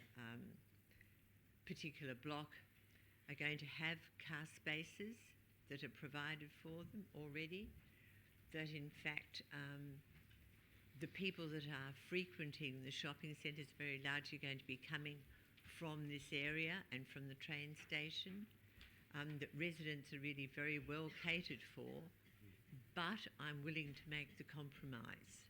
And I think this is an exercise in compromise, in not being compromised, but in compromising so that we get the best outcome we possibly can for residents and for council. I mean, 14 stories was never going to make it. I would have never voted for 14 stories. Deep down, my preference was for 7, but to make sure that we did the right thing, I was prepared to go to 9. And the same with the car spaces. I'm willing for 29 to be lost rather than the whole 58. And I really think we've talked a lot about this. I'd just like to see this moved on, to see what we're going to come up with. I think it could be a very exciting chapter in the history of Ku-ring-gai, and let's get on with it. Councillor Nye. I would like to speak against this amendment, and I'll just keep it short. I do believe that Linfield in the future will need the parking spaces, especially as the population grows, especially as we look towards Pacific Highway potentially being 3 lanes north and south. I do believe that the population will need it. I note in the local strategic planning statement that there may be population growth in the Linfield Town Centre. Well, in the draft LSPS, there may be population growth in the Linfield Town Centre. And when you add these extra people, there may be extra needs for, say, visitors to these people, or like for these people to park somewhere to pick up their groceries, etc. I do believe that there will be greater demand for parking, at least in the short and medium 20, 30, 40-year term. It's, from my perspective, it's not a financially irresponsible decision. I do believe that when you are looking at population growth, especially around Linfield Town Centre, that especially with GB7 and the capital improved value that we're talking about, that we will be collecting additional rates in the area. And I believe that rather than talking about self-funding, I believe that the additional rates that we collect, some of it can be used to fund things such as the maintenance of the library and additional parking spaces. So I'm not going to say I'm being financially irresponsible here. I'm going to say that, look, there are other sources of funding that we've left out of the equation, and I believe that that should be included to fund these community facilities. Councillor Spencer. Thank you. I am going to speak for the compromise of 29 car park spaces, either to add on or take off. I also observed that the original 58 car park spaces that we are arguing about makes up to about 10%, if I'm not wrong, of the total amount of car park spaces. Is that correct? Roughly. Yes. So it's quite negligible, and I am keen to see this take off. So if we can do it for 9 stories with 29 less car parks, I think we should do it and get it done and delivered in our council term, and not move this to a next term or next year. We should do it. Thank you. Councillor Shadow. Just a quick question, Madam Mayor, through you to the relevant director. And I think it's probably a tricky question. We're looking at 29 car spaces, so we're looking at 29 cars more moving around the area. So my question would be, what sort of impact does 29 extra cars looking for spaces make on the traffic flow? I think, I wonder if we've considered traffic flow. Because I must say that I was considering traffic flow when I was thinking of the extra 58 spaces. This was an issue. Mr. Douglas, are you able to answer that? Yes, thank you. Thank you, Madam Mayor. The development of the project has studied the traffic impact. We have done a traffic impact assessment, and indeed on the 999 scenario that we're considering, there's 680 spaces. There were more on the 14-storey option, and the traffic impact assessment had considered what road network adjustments would be necessary, such as signalisation of certain intersections, adjustment of phasing of other intersections. But overall, the traffic impact assessment determined that it was, if you put those measures into place, that the traffic impacts could be accommodated. So that was with a bigger scheme. A smaller scheme will be more easily accommodated. I don't think the 29 spaces are going to have a big difference one way or the other, to be honest. Councillor Pettit. Thank you, Madam Mayor. Just in regards to the 29 spaces, obviously the one car won't stay in that particular spot for the whole 24 hours. So I would imagine those spaces would be turned over on a fairly regular basis. Could be 5 times a day, 10 times a day. So at 10 times a day, that's 290 car movements as opposed to 29. So I just thought I'd expand on that for Councillor Chateau. And I'll just sort of speak heading back towards the total quantum of 58. It's very hard to put them in place after it's built, as the Mayor alluded to. So I would prefer to over-provide a little bit than under-provide. We've seen our illustrious government departments try and predict population. And we've seen how they got that so wrong with the population increases in Australia. So I think that we will get a lot more people coming to this location than we actually feel that we will get. So if we don't have the parking spaces, I think that would be a bit of a travesty. My question following on from that, on the Linfield Village Green side, is there a lot of traffic congestion? Are we short of spaces on that site at this point in time? Mr Douglas, are you able to answer that? I'll do my best. It's Linfield Village Green is not a project I'm responsible for, but I do know that there's a proposal to signalise the intersection of Tryon Road, I think it's called, isn't it, and Linfield Avenue. Yes. And that I understand is part of the solution. But much more than that I probably can't say. That's fine. Thank you, Madam Mayor. Just following on from that, if the Village Green site continues to take off in popularity, I would hate to get to a situation where people go to that side of the highway and can't park. So what do they do then? They go to the hub site. So I don't know how well we factored in that scenario, because as each location becomes more well known, more patronised, greater pressure on the car parks. So I would like to see the maximum amount of car parks then. Where Councillor Like wanted to reinstate the 58, I think over that period of time, if you amortise the cost of your individual parking spot over 40 or 50 years, which I don't think is an unreasonable amount of time, that cost, instead of, say as an example, $100,000 per spot, it's just hypothetical. If you spread that over 40 years or 50 years, that yearly cost is fairly small. Okay, so when you look at it, look over the whole usage of that particular spot over the decades, rather than just the upfront cost. So when we start to assess how much money it will cost over 1 year, over 40 or 50 years, it changes your numbers. So I'll leave it at that.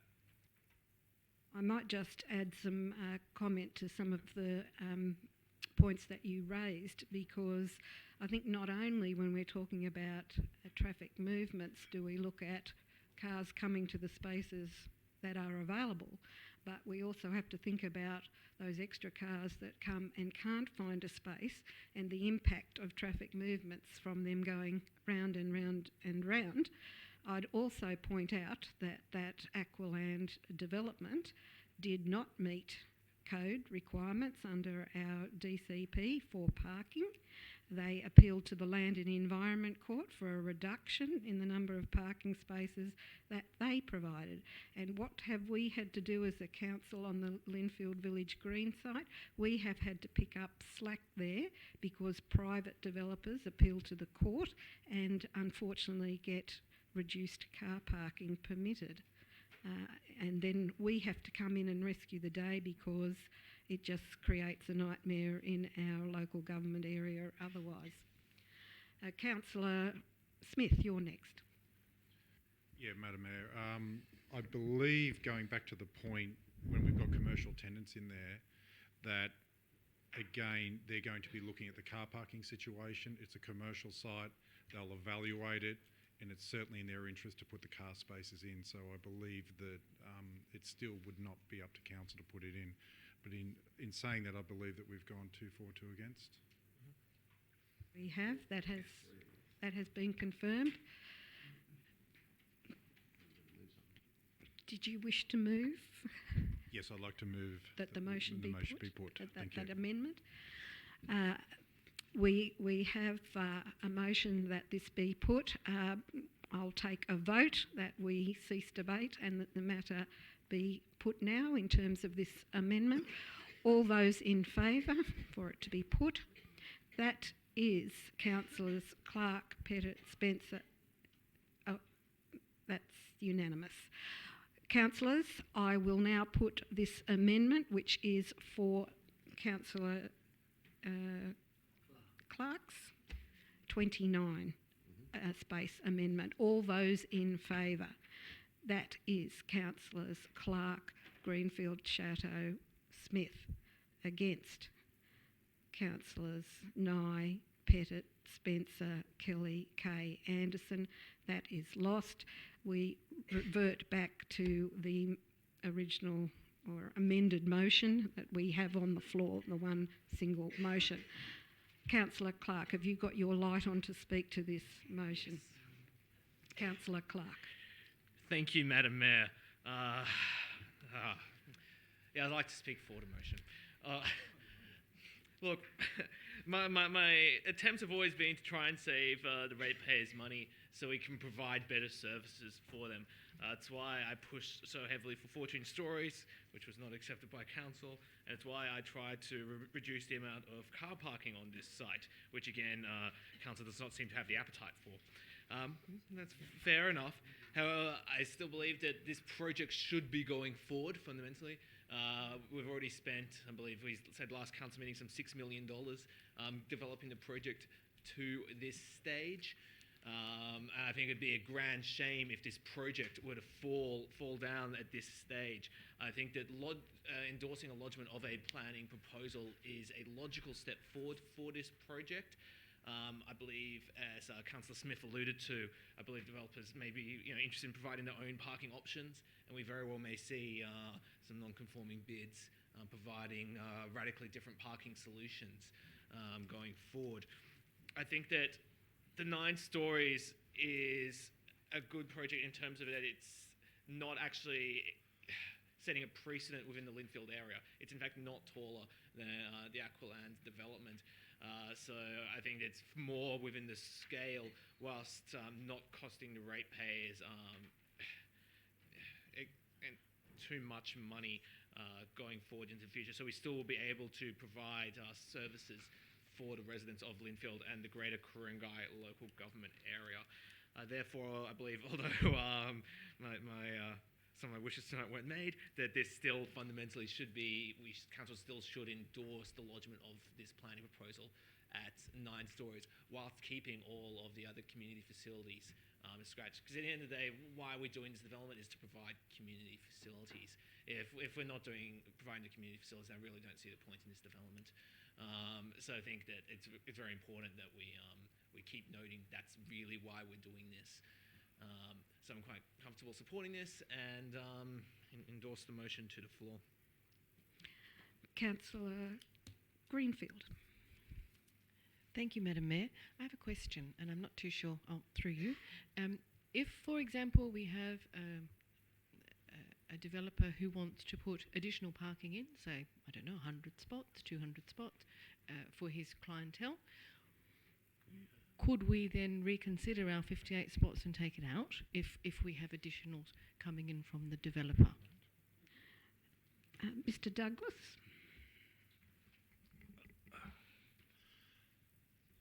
When we conduct the tender, we would stipulate the number of spaces that we might want through the various controls, the ratios of parking to apartments and retail and so forth.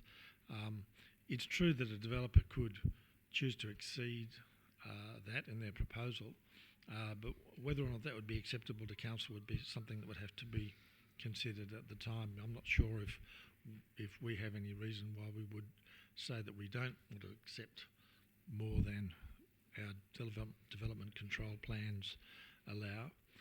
But the other point I'd make is that the developer would be at liberty to determine the size, for example, of the retail. Well, we're going to suggest a minimum size and a range, but the exact size of the retail component is up to the developer to propose, and so the actual numbers of car spaces is a function of the size of the development that they come up with at the end of the day. So there's some variability in the number of spaces that might be offered, depending on how a developer views the market. I don't know if that's answered your question.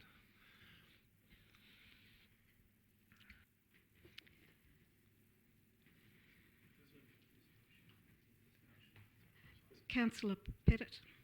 Thank you, Madam Mayor. Just probably a hypothetical question or two to Mr Douglas. We're using the Aqualand building height as our line of sight, approximately. So, in theory, if Aqualand was at 5 stories, would we then be looking at 5 stories on the hub? Or conversely, if Aqualand was at, say, 12, would we then be looking at 12 stories on the hub? But perhaps a matter for the councillors to determine, I think, if that would be the right answer. I might rephrase that. Would MPAC then be using that particular, regardless of whatever height, would they be using that as the point of reference for the hub site? As a recommendation to councillors. The Major Projects Advisory Committee, yes.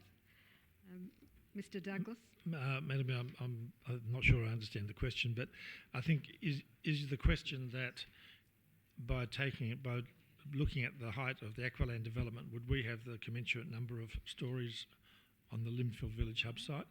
Not necessarily, because in fact I think the Aqualand building is 8 stories, if I'm not mistaken. But when you project the line across, we saw in the section that our land actually slopes down. So by taking that height plane, we're no higher than Aqualand, but we're probably 1 story more. Thank you, Madam Mayor, for indulging me. It's just to give the residents a little bit more knowledge on how we arrived at the magic 9 number. Just another question, and this is again for the education of our residents who are here. How many briefings were councillors provided with for the 9 stories scenario?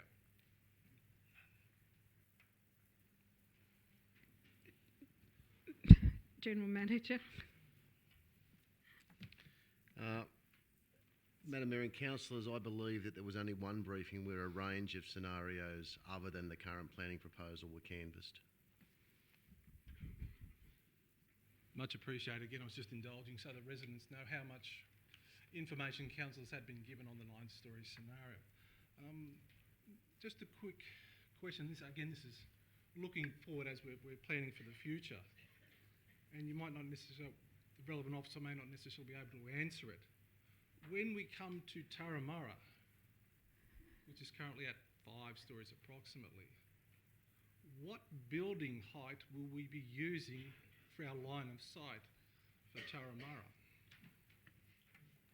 I think that might be a little irrelevant to tonight. General Manager? I guess we've always said that with Turramurra and the other town centres that they would probably be done after we look at the comprehensive LEP. So the comprehensive LEP and the outcomes of that would then dictate zoning and height for those centres.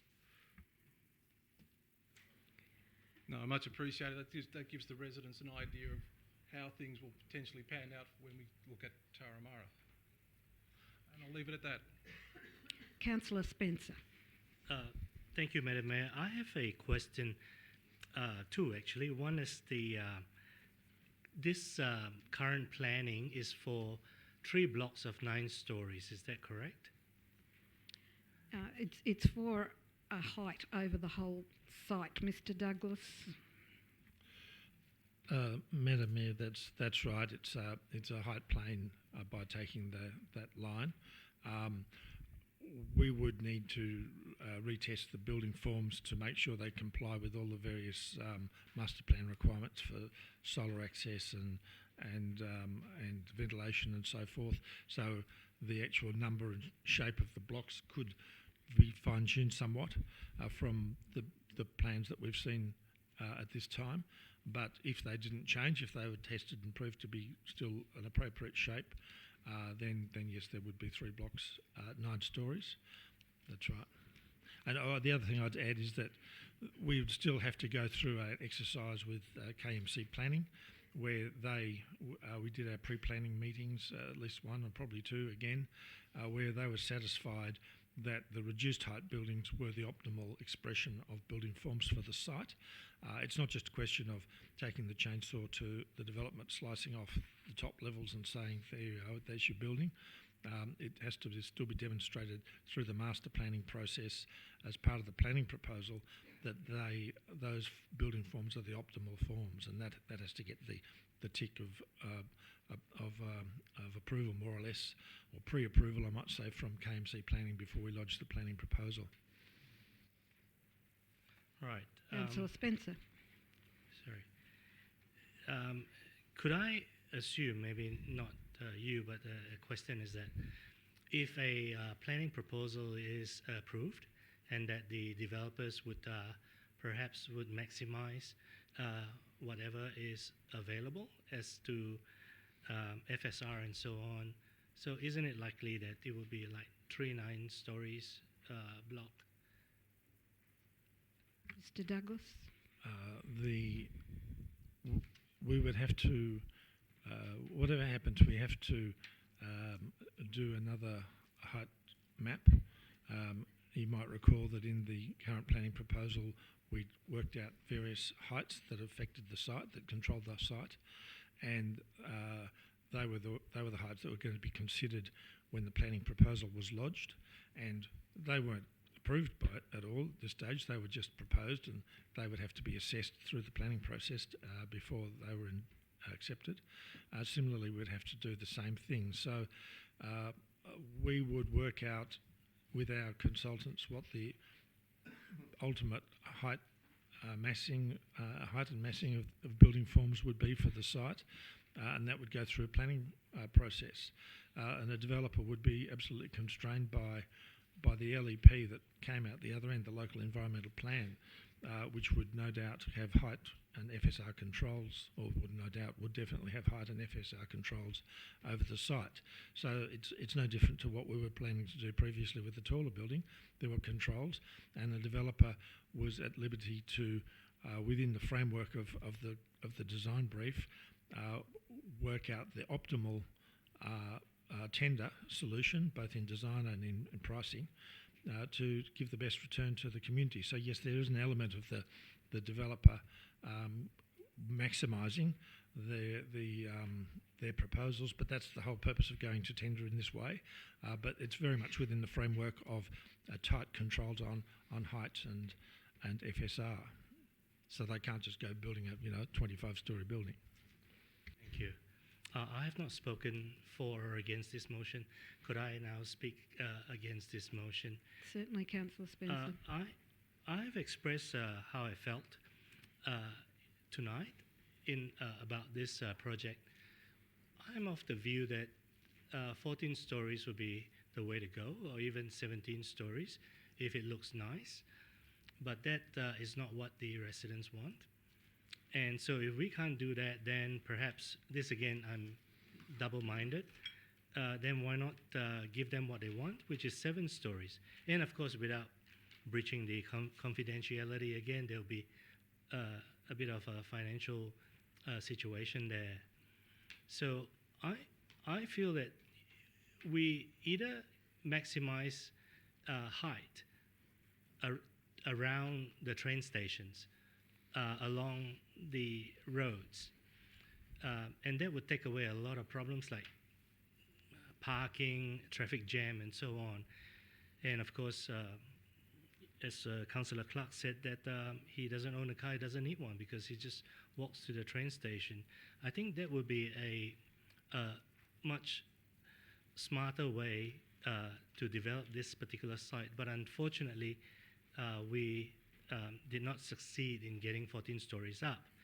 So I, in fact, find that this 9-story proposal is again not what the people want, because they want 7 stories. So I might, if I may, I would like to put an amendment in. You may. And if it fails, it fails, but it's a form of a closure. So I feel that this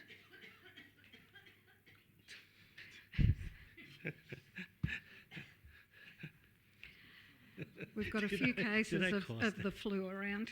Councillor Spencer. Yes, the amendment is with the staff. I feel that this project, Linfield Village Hub, should be pushed back, meaning to not really terminate this, but if you could see from the wording, if we could enlarge that, please, thank you. I just need a second. We'll read that first before we call for a second. Oh, should I read? Oh, no. All right. You guys read it. I think we can read that one.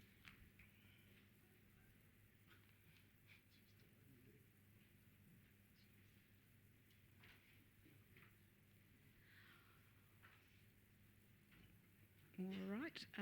So just for Councillor Kay's benefit, the amendment moved by Councillor Spencer is on the screen there now, and I am calling for a seconder for that amendment. Seconded by Councillor Pettit. Councillor Spencer, do you wish to speak to that now? I spent a lot of time thinking about this from the time we were campaigning for this council term, and throughout the last 2 years, I would really like to see something move forward or terminated. I don't think 9 stories is what the people want, and I don't think 9 stories. I understand it's a compromise, and I don't think 9 stories is a good way to go as well, because the people want 7, and I think, just myself, I think 14, 12, and 10, the one that was presented, was the best option, and therefore I put this amendment in, and perhaps we can revisit Linfield Village Hub at a later stage. In the meantime, we move the resources that we have to work on planning for Gordon and Tarramara hubs. Now, why that is important for me is because every 3 days, someone from Tarramara would ask me about the hub. So when is this Tarramara hub coming up? When is it? I said, no, we got to do Linfield first. All right, but when is Tarramara, again, when is Tarramara coming up? And so therefore, I am, the words are all there anyway. I've got nothing more to say. Thank you. Councillor Pettit is seconded. You wish to speak to that amendment? I'll reserve my right, Madam Mayor. Thank you. Councillor Clark. Oh, thank you, Madam Mayor. I would like to speak against this amendment. So I think Councillor Spencer might be forgetting why we started Linfield first. Linfield was started first not because we felt that Linfield was the town centre we necessarily wanted to tackle first out of Tarramara or Gordon. It was tackled first out of necessity because the state government implied they were going to give a compulsory acquisition to the Linfield site if we did to develop above ground car parking. And then we had community groups like Support Linfield forming around that to actually prevent that above ground car parking, which really I think would have been an eyesore on that area, to actually build a project that really would deliver something excellent for Linfield and the Ku-ring-gai local government area. I would be incredibly concerned that if we were to now decide as a council that we cannot tackle this, which is effectively what this motion is saying, that we can't do this, then the state government saying, well, you can't do it, that's fine, you can have your above ground car parking.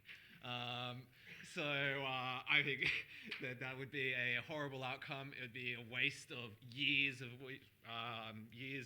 meetings, research, all the briefings we've had to sit in, all of the community engagement that we've gone through.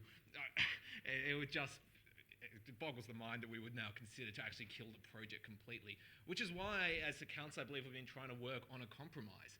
Which is why we've been, trying to say, well, if we can't get to 14, well, what's a development height that will work for us, and will work to still move this project forward to deliver, something quite, special and unique for Ku-ring-gai. So I can't speak more against this motion. And I think also this motion also implies that we're not working on Tarramara and Gordon at the moment, which is just not true. We currently have people in Mr. Douglas's team working on Tarramara and Gordon, especially Tarramara. So to imply that we're literally only tackling Linfield, nothing has been happening with Tarramara and Gordon is false, at least to the best. And if Ms. Douglas would like to correct me, but I do believe that we have quite a large team working on various aspects of the major projects. So yeah, I can't see this being a good step going forward for anyone. I think that this is how we end up with an above-ground car park, and to be quite frank, I think if we end up with Linfield Village Hub dying, I think Turramurra and Gordon Hubs also die. I believe these projects are going to be fundamentally linked. If we as a council can't deliver Linfield, how can we possibly deliver Turramurra? Turramurra is a bigger site. If we can't tackle Linfield, how could we tackle Turramurra? How could we tackle Gordon, where we have major town centre already existing? If we can't build on an empty car park, I think that it's just silly. So I don't support this amendment, and I think that we should go back to the positions that we were discussing earlier tonight. So that's all. Councillor Nye. Thank you, Madam Mayor. I'd like to speak against this amendment.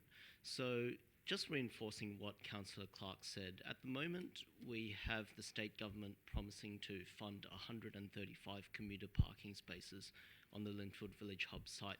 Now, if we play musical chairs with different projects and we revisit the Linfield Village Hub in 5 or 10 years' time, there's no guarantee that we will get those 135 commuter parking spaces in Linfield.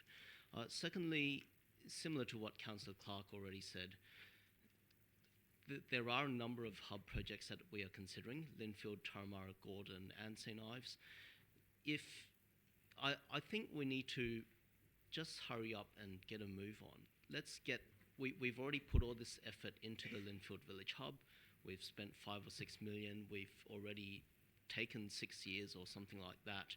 The great thing is we're in a position now to pull the trigger and go ahead.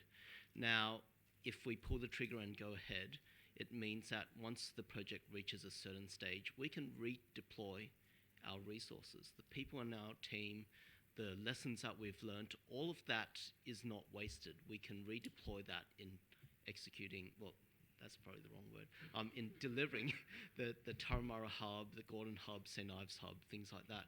But if we were to sit on our hands and fold it and do all that, then what's going to happen? Like, what are we going to go to our residents next year? Like, are we just going to say, look, we sat around and did nothing? So I think we need to go ahead with making this Linfield Village Hub happen.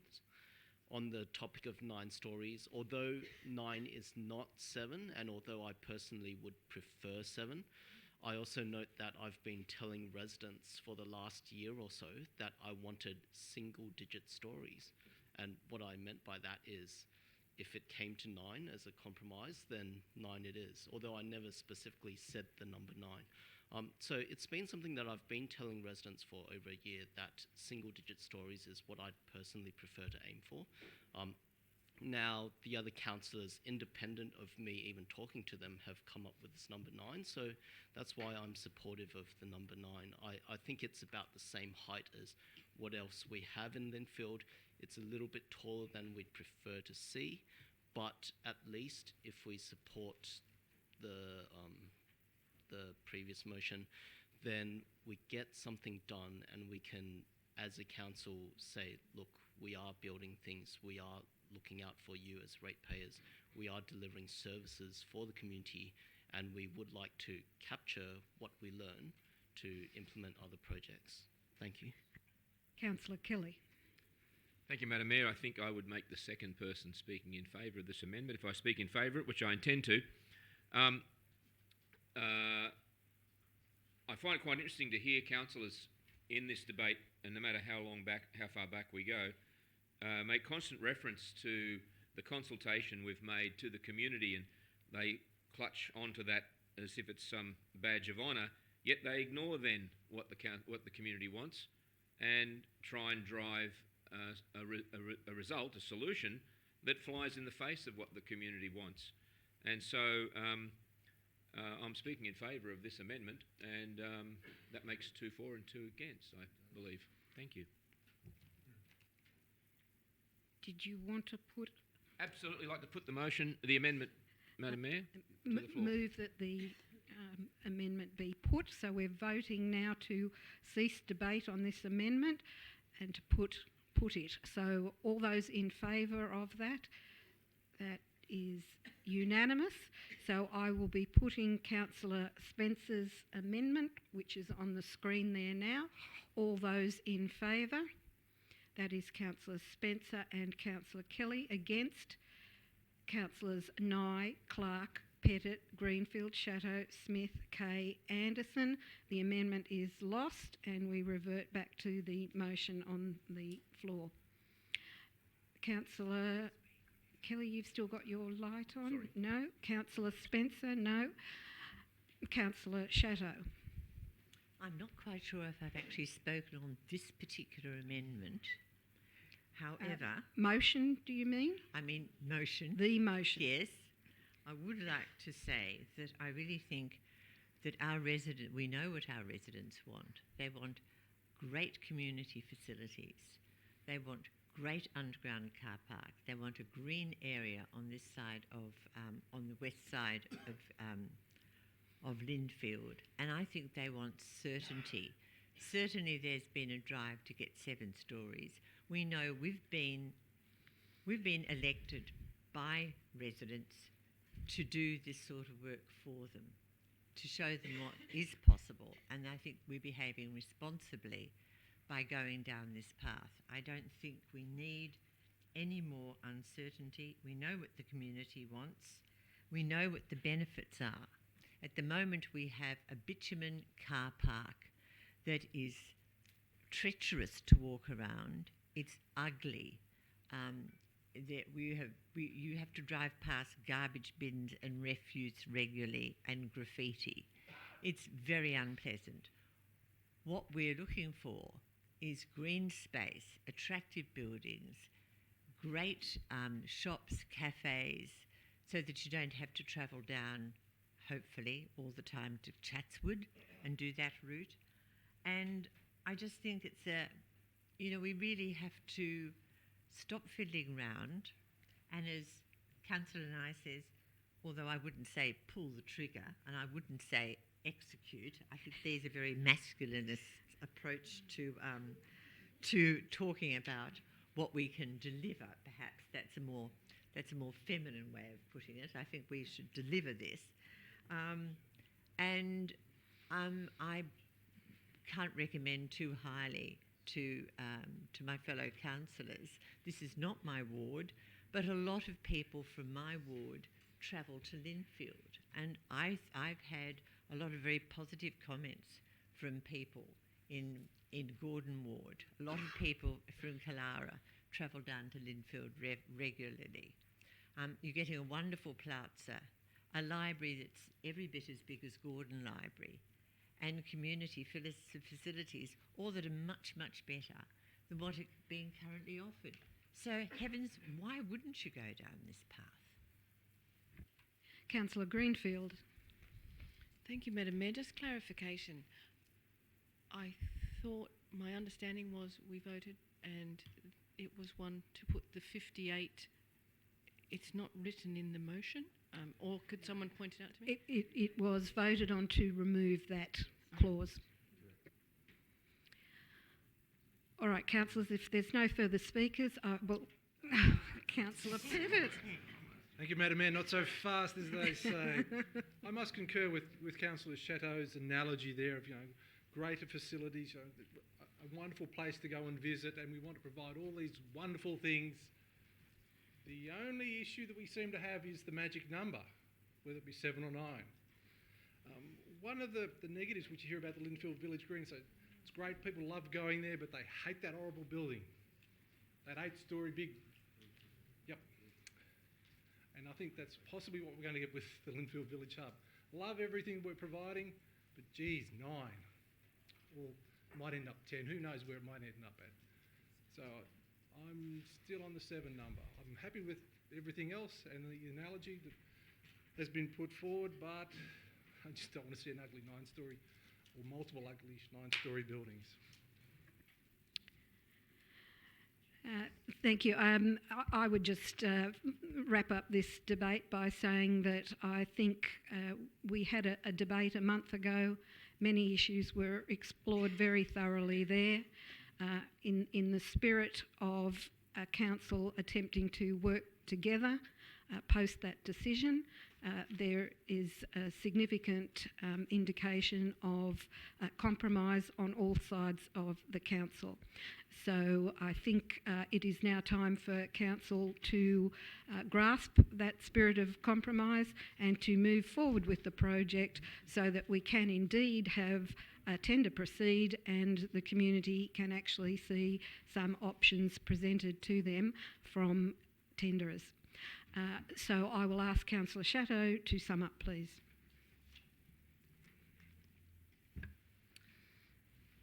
Madam Mayor, I don't have anything further to say.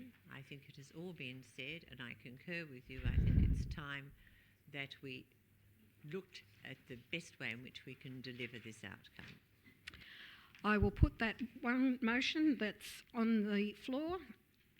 We have that moved by Councillor Chateau. Those in favour? That is Councillors Nye, Clark, Greenfield, Chateau, Smith, Kay, Anderson. Against, Councillors Pettit, Spencer and Kelly. That is carried. General Manager, extra reports circulated to the meeting. There are none, Madam Mayor. Councillors, any business without notice? None. There are no inspections, so there being no further business, I declare the meeting closed at 9:12 p.m.